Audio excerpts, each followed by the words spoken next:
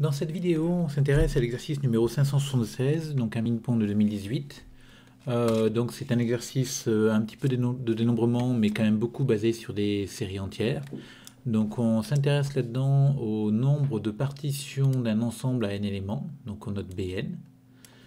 Et on convient que B0, donc le nombre de partitions de l'ensemble vide, est égal à 1, et que B1, le nombre de partitions d'un ensemble avec un élément, est égal à 1 aussi. Ensuite, donc, on vous demande dans une première question de montrer que Bn plus 1 est égal à la somme des coefficients binomiaux nk fois bk. Donc ça, c'est la question de dénombrement. Et ensuite, on va s'intéresser à cette série entière pour démontrer d'abord qu'elle a un rayon de convergence strictement positif, puis trouver une équation différentielle vérifiée par f. Et à l'aide de cette équation différentielle, on pourra trouver une expression de f. Et à l'aide de cette expression de f, on pourra essayer derrière de retrouver les expressions des Bn. Donc ici, donc on va faire ça en plusieurs étapes, bien sûr, chaque question l'une après l'autre. Donc on prend E, donc un ensemble à n plus 1 éléments, donc pour calculer Bn plus 1, et on fixe un élément A. Donc on en choisit un dans E au hasard, on le fixe. Et finalement on se dit, qu'est-ce que c'est qu'une partition de E? Donc dans une partition, bien sûr, c'est une famille de parties, donc l'ordre ne compte pas. Donc partie avec un S, ça aurait été mieux. Et comme l'ordre ne compte pas, il y a une partie dans cette famille de parties qui va contenir A. Parce qu'une partition, je vous rappelle que ça recouvre E. Donc tous les éléments de E se trouvent dans une des parties. Donc il y a une partie qui contient A, je vais le noter grand A. Et les autres, finalement, vont former une partition de E privé de A. Donc du coup, quand on veut construire une partition de E, qu'est-ce qu'on fait? On va choisir d'abord un K dans 0n. Puis pour chaque valeur de K, on va choisir une partie A de E privé de A à K éléments. Et à cette partie-là, on va lui adjoindre l'élément A.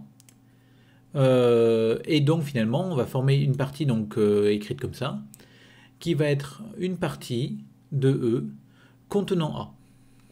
Et cette partie de E contenant A, on a vu que c'était une brique, entre guillemets, pour construire notre partition. Et donc pour compléter cette partie, pour en faire une partition, on va choisir une partition de E privée de A union petit a. Donc cette partition de cet ensemble-là, on peut compter combien il y a d'éléments dedans. Donc pour compter, dans E, il y en avait n plus 1. On enlève cet ensemble-là qui contient k plus 1 éléments. Donc en fait, il y en a n plus 1 moins k plus 1 éléments dans cet ensemble-là, E privé de A union. Et donc en tout, il y a n moins k éléments. Donc en fait, on est en train de choisir une partition d'un ensemble à n moins k éléments. Et donc on a b n moins k choix pour cette partition. Alors cette construction-là construit bien des partitions différentes. Si on prend deux valeurs de k différentes, la partie contenant A n'aura pas le même nombre d'éléments. À k fixé, si je choisis deux parties différentes ici, A, j'aurai à la fin deux partitions différentes parce que la partie contenant A sera à nouveau différente. Et enfin, si je fixe mon K, je fixe mon A.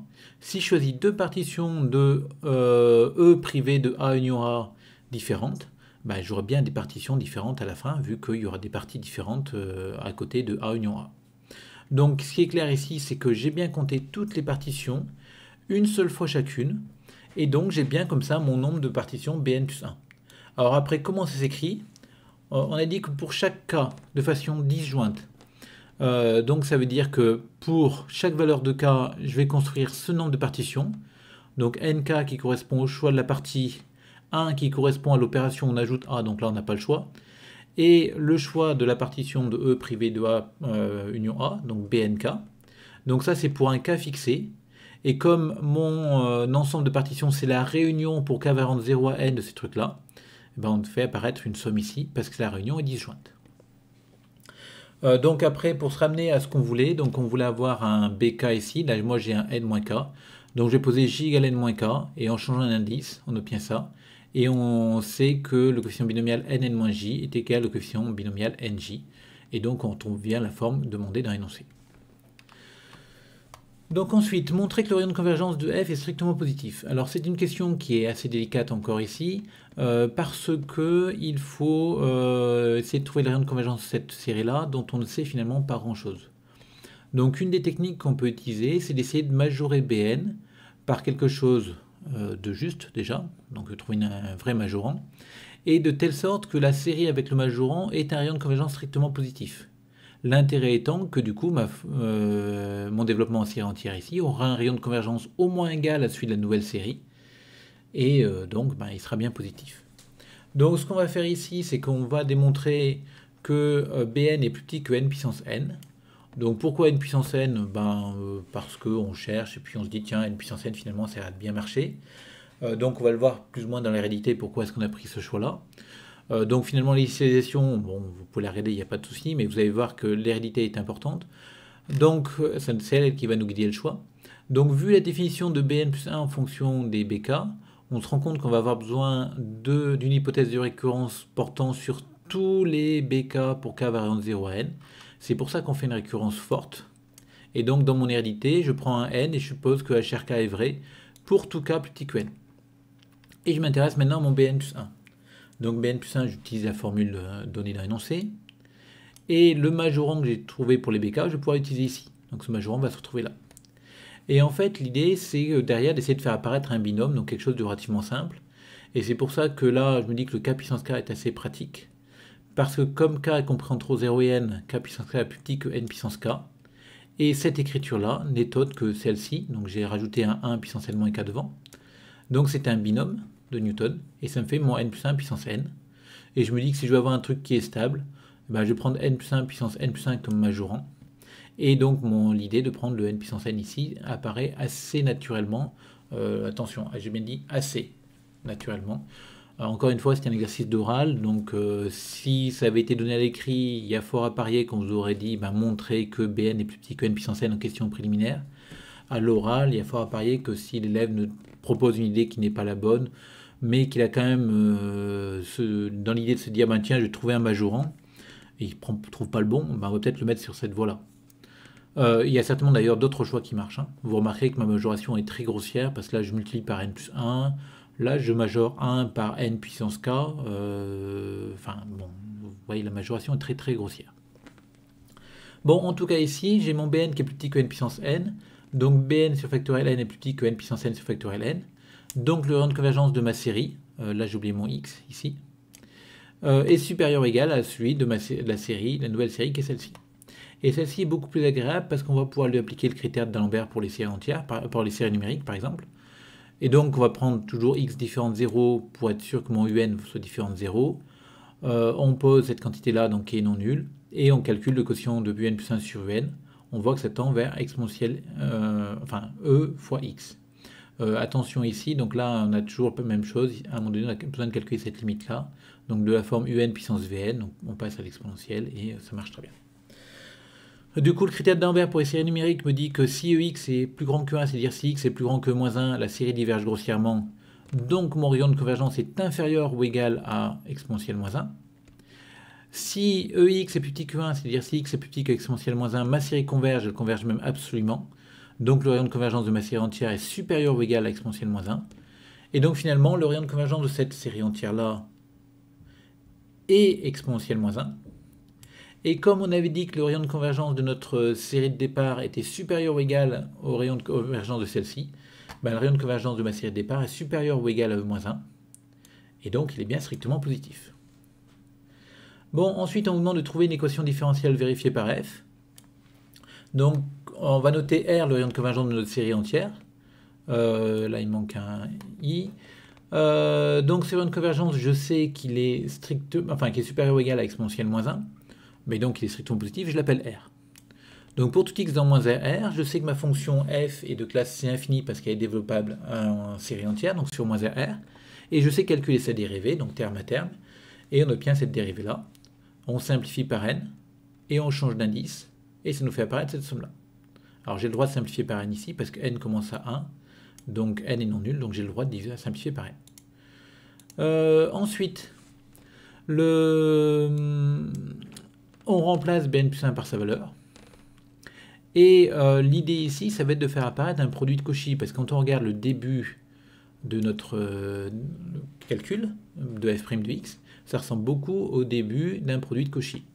Donc on va casser ce coefficient binomial nk pour faire apparaître du n-k factoriel. Vous remarquez que le factoriel n va s'annuler. Et finalement, en mettant d'un côté bk sur factoriel k et de l'autre côté 1 sur n-k factoriel, je fais bien apparaître mes deux coefficients ak, bn-k, du produit de Cauchy.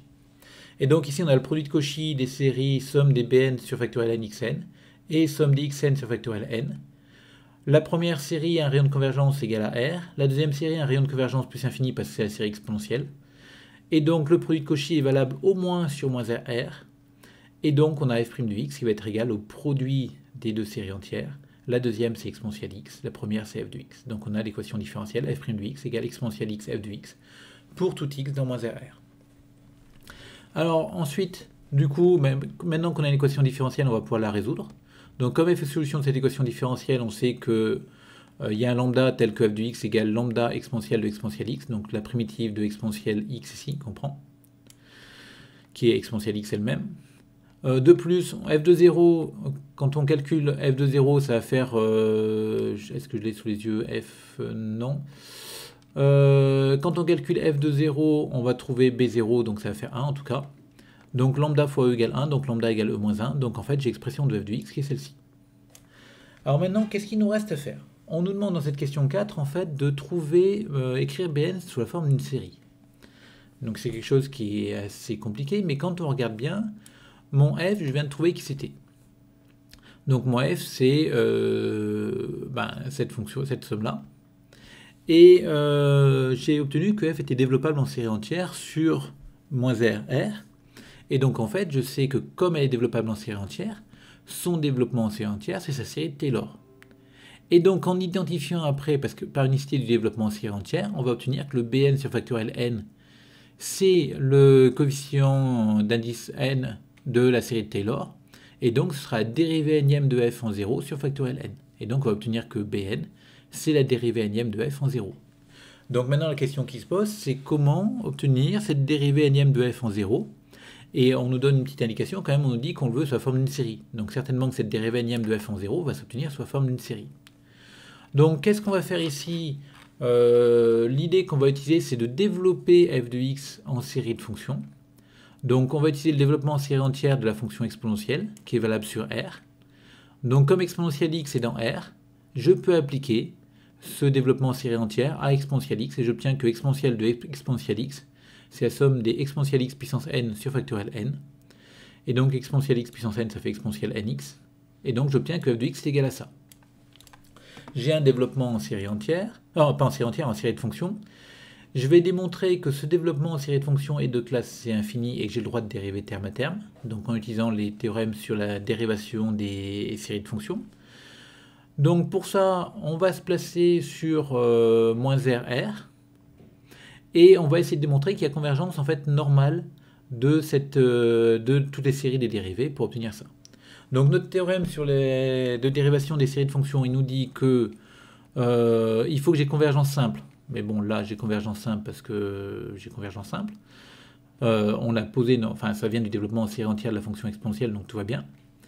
Ensuite, il faut que mes fn soient de classe C infinie. Donc les fn, c'est les fonctions qui sont à l'intérieur que j'ai posées. Mais elles sont de classe C infinie parce que c'est des exponentielles, il n'y a pas de problème. Et je peux calculer ma dérivée km. Et ma dérivée km, à chaque fois que je dérive, je multiplie par n devant. Donc ça me fera n puissance k exponentielle nx sur factoriel n. Maintenant, je vais calculer la norme infinie de ma dérivée km. Et c'est là qu'on se rend compte qu'on va être un petit peu embêté avec ce R. Ce R, on n'en sait pas trop grand chose. On a dit que c'était le rayon de convergence de notre série. Et si par malheur ce R est égal à plus infini, ben, ma majoration que je vais prendre là ne sera pas valable. Donc ce que je vais faire, c'est que pour ce développement en série de fonctions, si R est différent de plus infini, je vais me placer sur moins R. Et si R est différent de plus infini, je vais me placer sur moins 1. Donc en fait, quoi qu'il en soit, je vais prendre en fait mon R. Je vais calculer cette série de fonctions sur le minimum de R1. Donc on va prendre ici moins minimum de R1, minimum de R1, comme ça on est tranquille. On est sûr que cette quantité-là, donc mon grand R que j'ai écrit ici, sera un nombre fixé, et donc j'aurai le droit de faire ma majoration qui est là. Donc je répète, le problème c'est si R et grand R égale plus infini que ça me coince. alors que moi, ce que j'ai envie de faire, c'est développer, calculer la dérivée énième de f en 0, donc au voisinage de 0, et finalement, ce qui se passe en l'infini, je m'en contrefiche. Donc c'est pour ça qu'éventuellement, si r égale plus infini, bah, je vais me placer sur moins 1, 1 uniquement. Bon, donc en tout cas, donc on a ce truc-là. Et on va regarder la limite de cette quantité-là. Et par croissance comparée, c'est la factorielle qui va l'emporter ici. On va obtenir que ça va tendre vers... Enfin, ça va être un petit taux de 1 sur n2. Or, cette série des 1 sur n2, elle converge. C'est du Riemann. Et donc, par comparaison, ma série des normes infinies de fnk sur moins r converge. Donc, la série des fn dérivées k fois converge normalement, donc uniformément sur moins r. Donc, on a vérifié que la somme des fn convergeait simplement sur moins r, que les fn étaient classés infinis sur moins r, que la somme des dérivées km convergeait normalement, donc uniformément sur moins r. On a tous les ingrédients de notre théorème de dérivation des séries de fonctions, qui nous permet d'affirmer que la somme des fn est classée infinie, donc quand on multiplie par exponentielle moins 1, ça ne change rien. Et ça, on le savait déjà parce qu'on avait vu qu'elle était développable en série entière. Mais surtout, ce qui m'intéresse, c'est que pour tout k dans n, pour tout x dans moins r, j'ai l'expression de ma dérivée km sous la forme d'une somme, enfin d'une série de fonctions. En particulier, pour x égale 0, j'aurai la dérivée km de f en 0, qui sera égale à la somme des, enfin exponentielle moins 1 fois la somme des nk sur factoriel n. Donc du coup, maintenant, on va réutiliser ce que j'ai dit au départ. Donc je sais que f est développable en série entière sous cette forme-là. Comme elle est développable en série entière, son développement en série entière, c'est sa série de Taylor. Donc c'est aussi la somme des fn de 0 sur factoriel n xn. Et par unicité du développement en série entière, on a que pour tout k dans n, bk sur factoriel k égale f4,0 sur factoriel k. Et donc bk, c'est égal à f4,0. Et f4,0, quand on remplace, on obtient cette somme-là.